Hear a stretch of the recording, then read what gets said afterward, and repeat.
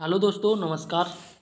आज हम बात करेंगे विजन आईएएस की कॉपी है, ठीक है। और ये कॉपी लिखी गई है रवि स्याग सर के द्वारा, ठीक। और ये कॉपी है जीएस पेपर 4 की, और इसी पेपर को हम बोलते हैं एथिक्स का पेपर, ठीक है। तो आपने कई बार सुना होगा जीएस पेपर 4 और कई जगह सुना होगा एथिक्स। तो हो सकता है कि आपको कन्फ्यूजन है कि जीएस पेपर 4, ठीक, एंड एथिक्स अलग अलग होते हैं। नहीं, ये अलग अलग नहीं होते हैं, ये एक ही पेपर होते हैं, ठीक है। जीएस पेपर 4 में कम्प्लीटली एथिक्स आता है, तो इसलिए इसको एथिक्स का पेपर भी बोल देते हैं, ठीक। एथिक्स में एक और चीज़, थोड़ा सा साइकोलॉजी भी आता है, ठीक। तो इसी को हम डिस्कस करने वाले हैं, और ये केस स्टडी है। मैं आपको बता देता हूँ कि यूपीएससी के पेपर में आपको 6 केस स्टडी देखने को मिलती है, जिसमें से प्रत्येक केस स्टडी 20 नंबर की होती है। तो इस प्रकार से कुल 120 नंबर की केस स्टडी आती है, और केस स्टडी को सॉल्व करना बहुत ही ज़्यादा इम्पोर्टेंट होता है, इसीलिए मैं इस सीरीज को लेके आया हूँ, ठीक। तो ये आप केस स्टडी का इंग्लिश वर्जन देख सकते हैं, और यहाँ से आपका हिंदी वर्जन स्टार्ट होता है। तो हम इस वीडियो में आपके लिए हिंदी का जो केस स्टडी है उसको सॉल्व करेंगे, ठीक है। इसको कम्प्लीटली एनालिसिस करेंगे, और आपसे रिक्वेस्ट है कि वीडियो को बिना स्किप किए हुए कोशिश करें आप पूरी वीडियो को देखें, और इसके साथ आप इस केस स्टडी को खुद से लिखने का प्रयास करें, ठीक है। और इसके साथ मैं आपको इम्पोर्टेंट पॉइंट भी बताऊंगा, जिनको अगर आप चाहें तो नोट डाउन कर लें, या फिर आप चाहें तो एक तरह से ब्रेन में आप सेव कर लें, ठीक। तो आइए शुरू करते हैं बिना किसी देरी के। तो केस स्टडी इस प्रकार से शुरू हुई है कि आप एक युवा अधिकारी हैं जो ऐसे ज़िले में अनुमंडल दंडाधिकारी के पद पर तैनात हैं जहां माचिस और पटाखे, ठीक है, जहां पर माचिस और पटाखे बनाने की फैक्ट्रियां अवस्थित हैं। कहने का मतलब है आप एक ऐसे ज़िले के जिलाधिकारी हैं, अनुमंडल अधिकारी हैं, दंडाधिकारी हैं, जिस ज़िले में माचिस बनाई जाती हैं और पटाखे की फैक्ट्रियाँ बनाए हैं, ठीक है, या माचिस और पटाखे बनाए जाते हैं, ठीक है, या कह सकते हैं इनकी फैक्ट्रियाँ हैं बनाने की, ठीक। और इसके बाद आगे इसमें कहा गया है कि आपके संज्ञान में, मतलब आपको पता है, आपके ज्ञान में लाया गया है कि इन खतरनाक गतिविधियों में, आपको बताया गया है कि इन खतरनाक गतिविधियों में बड़ी संख्या में बच्चे भी कार्य कर रहे हैं। यहाँ बच्चे कार्य कर रहे हैं, इसका मतलब है ऐसे बच्चे जिनकी उम्र 14 साल से कम है, ठीक, नाबालिग बच्चे, ठीक। तो इस प्रकार से आगे कहा गया है कि बच्चे कार्य कर रहे हैं। सरकार ने पहले एक अधिसूचना जारी की थी, ठीक है, और कहा गया है इस अधिसूचना में कि इन विनिर्माण इकाइयों के मालिकों को, ठीक है, मालिकों को बाल श्रम को रोकने के लिए वार्षिक रूप से अपने कर्मचारियों की प्रोफाइल के संबंध में रिपोर्ट प्रस्तुत करना आवश्यक है। कहने का मतलब है कि जो इन फैक्ट्रियों के मालिक हैं, ठीक है, इन मालिकों को कहा गया है सरकार के द्वारा कि आपके यहाँ पे जितने भी कर्मचारी हैं उन कर्मचारियों की एक लिस्ट बना के हमारे पास भेजो, और उस लिस्ट में कर्मचारियों की पूरी प्रोफाइल होनी चाहिए कि कर्मचारी एज कितनी है, बेसिकली यहाँ एज की बात की गई, इसके साथ पढ़े लिखे कितने हैं, और इसके साथ बस बेसिकली इन्हीं चीज़ों को पॉइंट आउट किया गया है, ठीक है। और आगे यहाँ पे कहा गया है कि एक सेकंड,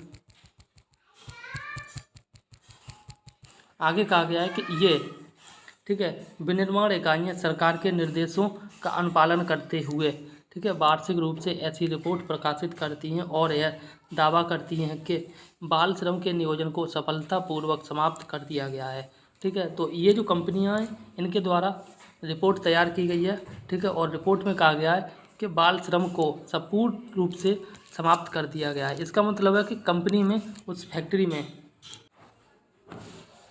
उस कंपनी या उस फैक्ट्री में पूरी तरह से बाल श्रम समाप्त कर दिया गया है। 14 साल से छोटे बच्चे उस कंपनी में कार्य नहीं कर रहे हैं, जितने भी कार्य कर रहे हैं वो सारे के सारे लोग वयस्क लोग हैं, ठीक है। और इसके साथ आगे कहा गया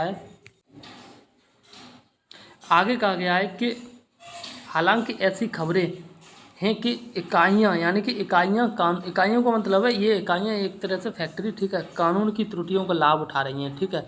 और आगे कहा गया है कि वे ठेकेदारों का उपयोग, ठीक है, बच्चों को बिना आधिकारिक तौर पर इकाइयों के पेरोल पर नियोजित करके उन्हें अप्रत्यक्ष रूप से कार्य पर रखने के लिए कर रही हैं, ठीक।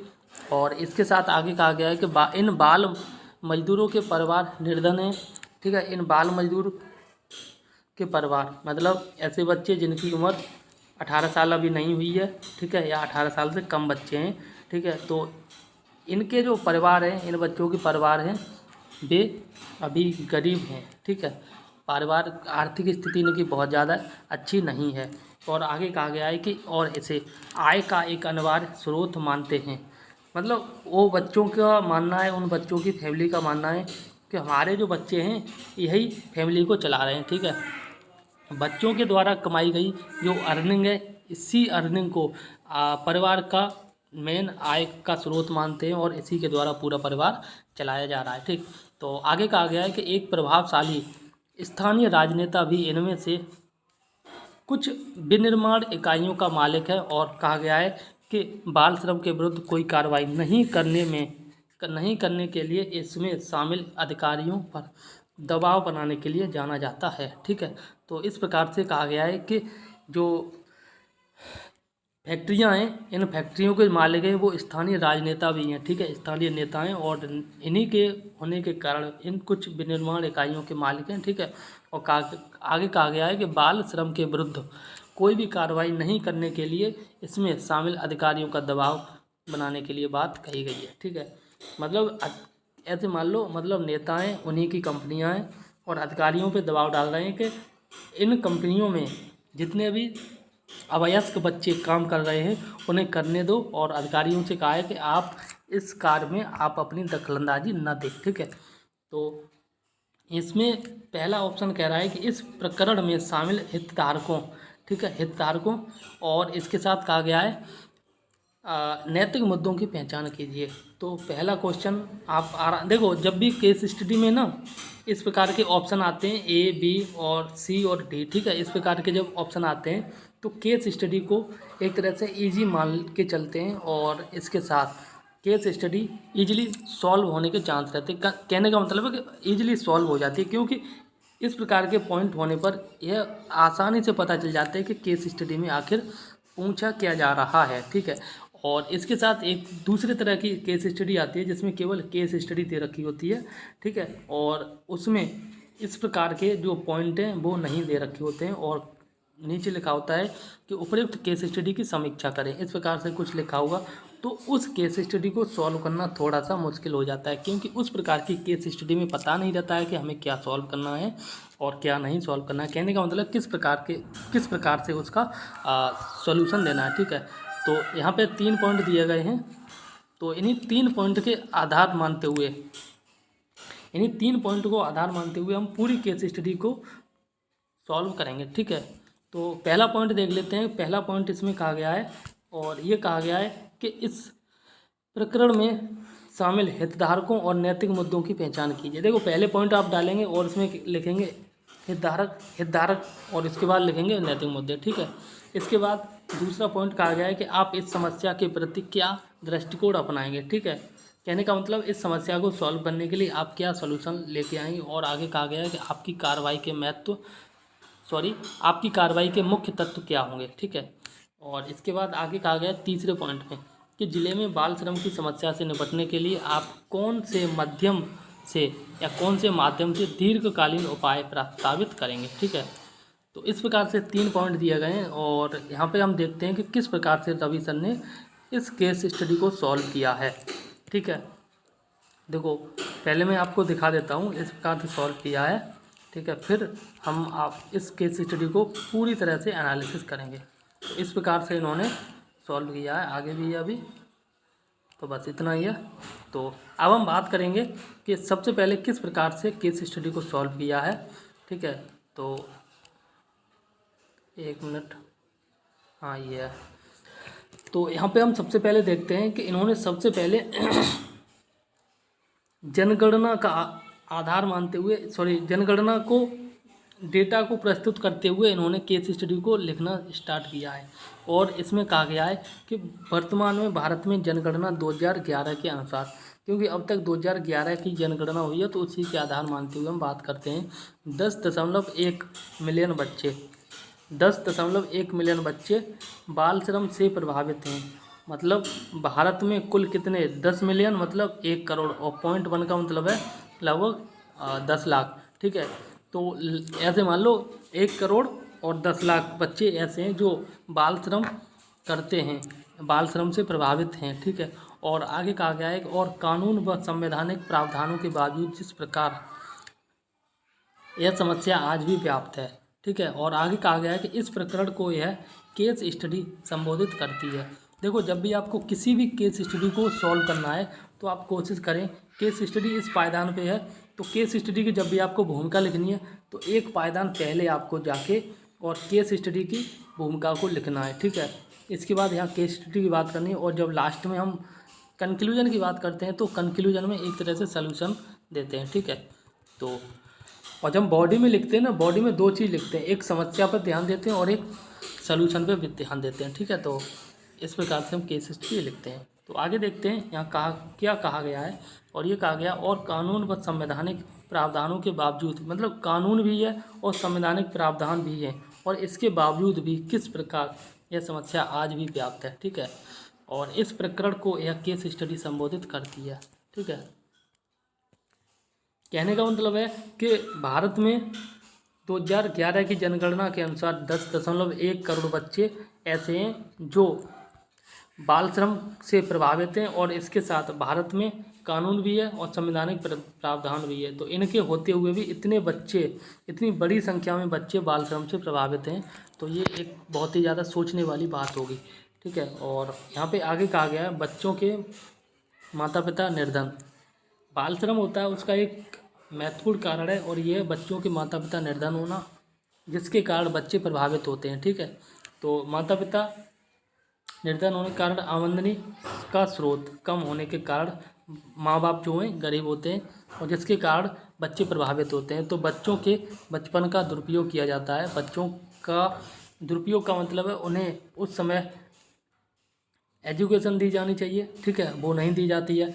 और एक अच्छा एनवायरनमेंट देना चाहिए, वो भी नहीं दिया जाता है। उनके खेलने खालने की उम्र होती है, उन्हें वो भी नहीं मिलता है। तो इस प्रकार से उनके जो बच्चे होते हैं उनके बचपन का दुरुपयोग किया जाता है, ठीक है। तो इसी प्रकार से फिर आगे कहा गया है फैक्ट्री मालिक, ठीक है, प्रमुख हितधारक। प्रमुख हितधारक में एक तो फैक्ट्री मालिक है, एक है मैं अधिकारी के रूप में, मैं अधिकारी के रूप में मतलब जिस अधिकारी की बात की गई है वो अधिकारी, ठीक है। इसके बाद जो ऊपर जो थे ना 2 पॉइंट, अभी हितधारक थे, एक बच्चे और उनकी फैमिली और प्रभावित बच्चे, ठीक है। तो इस प्रकार से प्रमुख हितधारक हैं, और इसके साथ यहाँ पे कहा गया है संपूर्ण समाज भी हितधारक है, राजनेता भी हितधारक है, पुलिस भी हितधारक है। देखो, एक चीज़ मैं आपको बता देता हूँ, लास्ट वीडियो में भी मैंने आपको बताया था कि हितधारक को इंग्लिश में बोलते हैं स्टेक होल्डर, ठीक है, स्टेक होल्डर बोलते हैं इनको। तो स्टेक होल्डर होते कौन है, यानी कि हिंदी में बोलते हैं हितधारक, होते कौन है। जैसे ये केस स्टडी है, ठीक है, और इस केस स्टडी से संबंधित जितने भी लोग हैं, यानी कि कह सकते हैं जितने भी पात्र हैं, ठीक है, वो सारे हितधारक होते हैं। वो पॉजिटिव भी हो सकते हैं, मतलब केस स्टडी को फ़ायदा पहुंचाने वाले भी हो सकते हैं, और नेगेटिव भी, यानी कि केस स्टडी को नुकसान भी पहुंचाने वाले होते हैं। कहने का मतलब है कि कोई समस्या है, अगर ये लोग समस्या का सलूशन दे रहे हैं और ये लोग समस्या को और भी ज़्यादा जटिल बना रहे हैं, तो इस दोनों प्रकार के जो लोग होते हैं केस स्टडी से संबंधित, वो सारे आपके हितधारक होते हैं, ठीक है। तो यहाँ पर वही बात की गई है, केस स्टडी में कौन कौन था। देखो, राजनेता था, ठीक है, राजनेता से संबंधित फैक्ट्री थी, ये हो गए, पुलिस भी थी, ठीक है, कानून भी थी, संपूर्ण समाज भी है, बच्चे भी हैं, नाबालिग बच्चे, और उनका परिवार भी है, ठीक है।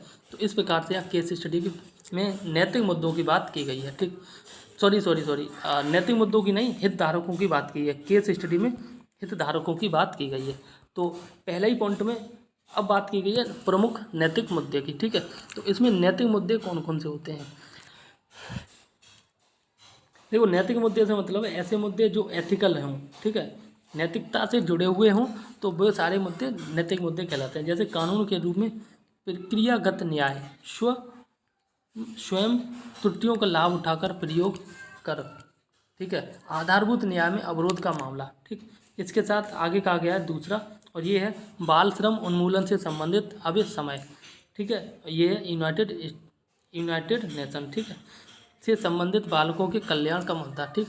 और आगे यहाँ कहा गया है कि मेरे कर्तव्य पालन का मुद्दा।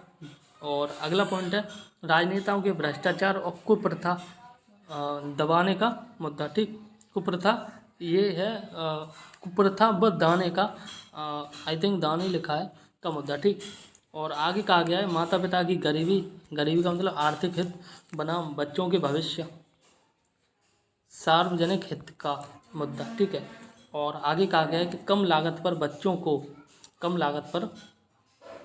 को श्रम का बच्चों का श्रम व मानवाधिकार का उल्लंघन। देखो ऐसा भी देखने को मिलता है कि अगर मान के चलो 25 से 30 साल का कोई वयस्क व्यक्ति किसी एक काम को कर रहा है, ठीक है, वही मान के चलो 14 से और 17 साल का बच्चा उसी काम को कर रहा है। मान के चलो अगर ये पर डे प्रत्येक दिन 500 रुपये ले रहा है, तो ये जो जिस बच्चा है ये बच्चा काम कर रहा है उसी कार्य को, और कार्य क्षमता में थोड़ी सी कमी होगी तो इसको मुश्किल से 200 रुपये मिलेंगे सेम काम को करने के लिए।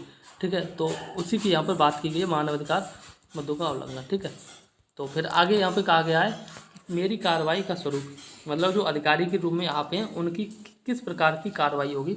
तो सभी हितधारकों को संबोधित करके कांट एक यहाँ पर साइकोलॉजिस्ट था, नैतिक शास्त्र था। ठीक है, साइकोलॉजिस्ट नहीं, इसको बोलेंगे नीति शास्त्र। ठीक है, तो जब हम एथिक्स को पढ़ते हैं तो इन सबको पढ़ना होता है। ठीक है, तो कांट के सार्वभौमिकता के नियम, कर्तव्य सिद्धांत व जॉन रॉल्स के न्याय सिद्धांत के आलोक में मैं निम्न कार्य करूँगा। ठीक है, अब वो कार्य कौन कौन से हैं। पहला कार्य है ठेकेदार, तो पूर्ण जांच कर त्रुटि प्रयोग करके लाभ लेने पर कार्रवाई करूँगा।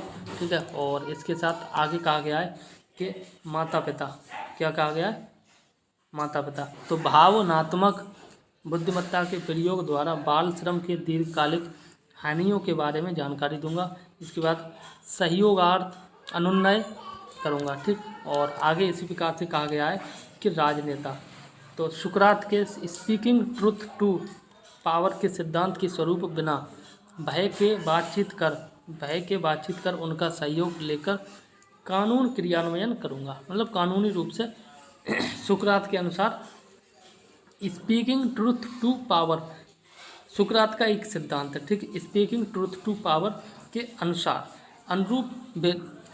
अनुरूप बिना किसी भय के बातचीत करूंगा, किससे, राजनेता से, और उनका सहयोग लेकर, ठीक है, कानूनी कार्रवाई करूंगा। ठीक, और आगे कहा गया है, और ये कहा गया है कि प्रभावी डेटा से उनका पुनर्वास सुनिश्चित करूंगा और कठोर व प्रभावी कार्रवाई द्वारा उदाहरण पेश करूंगा। ठीक, तो इसी प्रकार से अगला पॉइंट है, और अगला पॉइंट कहा गया पुलिस, तो अपेक्षित समन्वय व सहयोग करूंगा पुलिस के साथ और निष्पक्ष जांच व दंड दूंगा। ठीक है, और आगे कहा गया उपाय।